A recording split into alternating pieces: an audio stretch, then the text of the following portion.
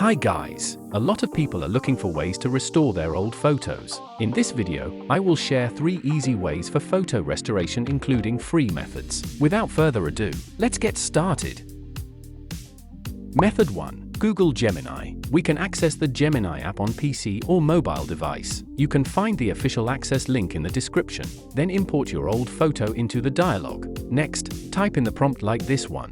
Restore and colorize this image without changing the original look of the people, and click on Submit. Gemini will then generate a new image based on your original image. We can see that the old black and white image is well restored as new. You may try generating more times to get a better result.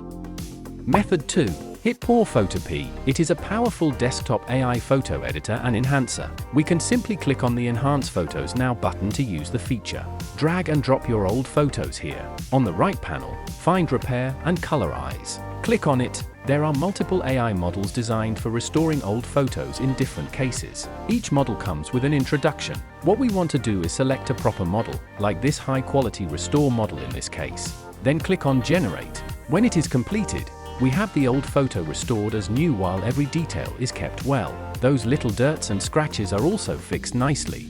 Method 3. AI Marvels. This method is perfect for mobile devices including Android and iOS. Tap AI Lab, scroll down and there is a photo restoration function. Tap it. It allows you to easily repair old photos in seconds. Then import your old photo to continue.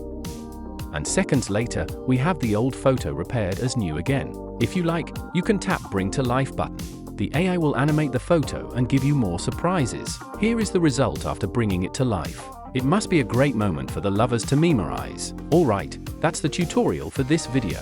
Hope it helps, and please don't forget to like and subscribe to my channel for more AI contents and tips. Thanks for watching. See you next time.